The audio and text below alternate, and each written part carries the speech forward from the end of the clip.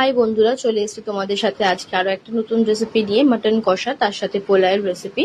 Mutton কষাতে কিন্তু আমি আজকে আলু ব্যবহার করেছি, এবং পোলাওটা কিভাবে করেছি চলো রেসিপিটা চটপট তোমাদের সাথে শেয়ার করে নিই।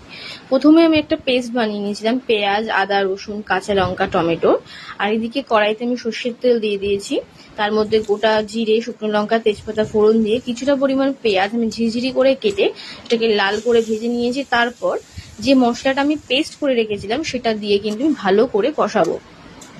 অন্যদিকে পোলাওয়ের জন্য তার ঘি নিয়ে নিয়েছি এবং তার মধ্যে গোটা গরম মশলা ফোড়ন দিয়েছি, দিয়ে কাজু কিশমিশটা ভেজে নিয়েছি।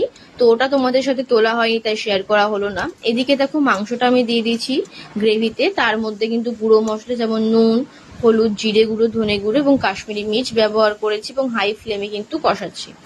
অন্যদিকে ফোড়ন দেওয়ার পরে পোলাওতে আমি কিন্তু চালটা দিয়ে দিয়েছি। চাল যদি তোমরা 1 কাপ নাও, যেহেতু বাসমতি চালের পোলাও, তো সেই ক্ষেত্রে চাল যদি 1 কাপ নাও তো তোমরা কিন্তু জলটা 2 কাপ দেবে। 1 কাপ চালে 2 কাপ জল।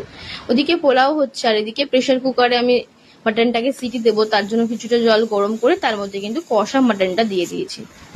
এদিকে দেখো পোলাওটা কিন্তু একদম হয়ে এসছে। জলের মধ্যে আমি নুন চিনি পরিমাণ মতো দিয়েছিলাম, এবং নামানোর আগে গরম মশলা গুঁড়ো, ঘি, কাজু কিশমিশটা উপর থেকে ছড়িয়ে দিয়েছিলাম।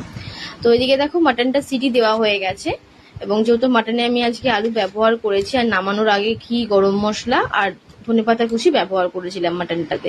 মাটনটা কিন্তু কষাতে ভীষণ ভালো হয়েছিল ধনেপাতা কুচি ফ্লেভারটা আসাতে। তো দেখো গরম গরম আমি সার্ভ করে নিচ্ছি। তোমরাও কিন্তু বাড়িতে ঠিক এই একই পদ্ধতিতে মাটন কষা আর বাসমতি চালের পোলাও ট্রাই করো, আর কমেন্ট করে অবশ্যই জানিও তোমাদের কেমন লাগলো আমার রেসিপি। লাইক, শেয়ার, ফলো করতে কিন্তু একদম ভুলো না।